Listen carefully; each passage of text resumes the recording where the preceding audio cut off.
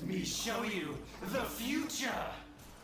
Yo guys, what's going on? Rio here, and I'm bringing you guys my TT build. Who is TT? I think I call her TT because if I butcher her name, everybody's gonna be in the comment section, oh my god, Life of Rio, dude, how could you?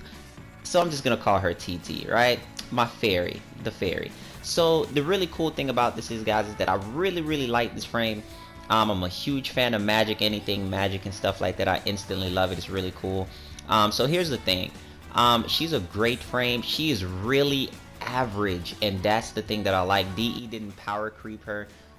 She is really average. The thing about her is that she's just extremely fun. She's probably one of the frames that holds the most fun factor in her kit.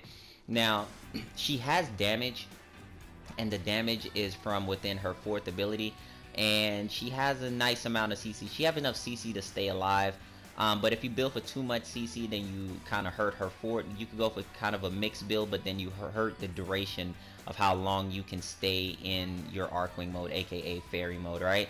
So let me touch upon some points for you guys, right? There's some things that I want to touch on. They're not bad, it's just things that DE need to hotfix or whatever the case may be.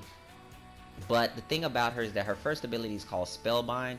The thing about Spellbinded is that it's a cool ability. It's a nice first ability, especially for CC. It's very spammable. But the thing about it is that it's very inconsistent. There's times when you can cast it and you know for a fact that you're aiming at the enemy multiple times, and it just does not activate. The enemies just aren't hanging. I don't think the ability is bad. I think it's a great first ability. I just think that it doesn't activate all the time, which DE needs to fix, which is a serious thing because it's a great first ability for her. Her second ability, which is Tribute. Now, I felt like DE really tried to overplay their card with Tribute, and they really try to put a lot into it to give it a whole bunch of different mechanics so that the frame could be really unique. But the thing is, for all the things that Tribute gives you, and it makes you pay attention to which enemy you want and focus on, I think it was a good idea, but it's just not worth the risk of going out there in late waves, hitting somebody with Tribute and trying to go risk your life to go get it. Now, a lot of people are like, oh, but you're supposed to use it with fairy, with your fairy mode and then go get it. That's not the case. I'll touch into that in a little bit. But Tribute is not something that you're gonna use all the time. If you remember to use it, fine. If you don't, then you just don't. You can live without it. Her third ability, which is Lantern, great third ability. I really like this move. For the attraction, the CC, I think is a really great ability. Only bad thing about it is that this ability, once again, just like the first ability, is very inconsistent. It's terrible in the inconsistency. You can point it at an enemy, hit them, and the enemies aren't even like attracted to that target because it's not even showing around them, which is something that DE needs to fix. And the bad thing is that the move still takes away your energy cost as if you really got the move out, but it's just glitching. It's not working. That's very annoying, as you guys can tell. So I'll go into the fourth ability because the fourth ability is really great. I'll go into the fourth ability after I show you guys the build, just so you guys can see and get a greater understanding of what I was doing and my idea behind it. So let's go ahead and jump into the build right now. Alright, for this build, it's a one formal build, guys, and it's a very all balanced build. 110 duration, 170 efficiency, 145 range, and 145 power strength. Now, the reason for this is that natural talent for me is just a huge staple on this build. I cannot play her without natural talent, especially for endgame content, and doing MOT is crazy important because MOT will wreck you, so you have to be on your P's and Q's on MOT. So I have to have the quick ability casting from natural talent, which really saves lives. So that's a must for me.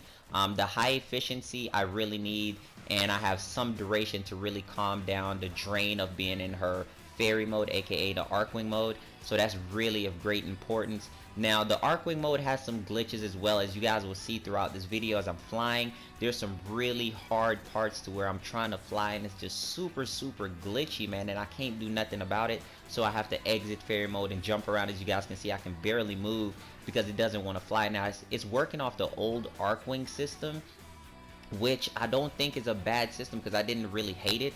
It's just that sometimes she moves too slow when you're trying to rise, and the flying is terrible. And the thing is, she seems really small, but she has a huge hitbox, which is very, very annoying at times as well. You can run into walls, you're hitting the ground if you're not even that close to the ground, so that's very frustrating. But overall, she's a good frame. The key thing on how to use her though, on how to be great with her, I've soloed up to 1 hour and 15 minutes in MOT with her so far, and I'm trying to break that and go to at least 1 hour and 45. Now the thing is with her is that Arcwing mode is the main way on how to survive with her. It's the main way on how to survive with this frame. She cannot survive really in MOT and high level content without Arcwing mode. So you have to flip in and flip out of Arcwing mode. So you need some nice power efficiency and on decent amount on your drain, which is what I have. And I went with some damage so that her 4 can get the damage off of to get a higher damage pool going, because she does get the buff from her 4 just like Xcal and other frames off of weapons that are equipped, which is her primary. She's really great with shotguns, but shotguns aren't great for keeping up life support, so it works extremely well with the Toncore as well. And her melee mode in the Arcwing mode, I do not use it. It's not necessary to me. It doesn't stagger the enemies, so the enemies can just, you know, hit you, melee you, which is pretty bad, so she can get one-shotted. So it's not a thing for me to use, and it's not anything for late endgame content. Now the thing about it is, excellent frame overall, just little nitpicks here and there that DE need to fix upon. Everything else flows together beautifully. I think her kit is amazing and she helps out well. The key way, like I was saying, on how to use her is to go in her fort and you would get 6 fairies. Those 6 fairies is vital importance, because the 6 fairies gives you the distraction. Without those 6 fairies, they will still shoot you, no matter if it says you have 50% damage, evasion, or whatever the case may be. It's not really there. They still shoot you. So whenever you lose those fairies or you get down to 1 fairy, you pop in and pop right back out to get your fairies back. You refresh them.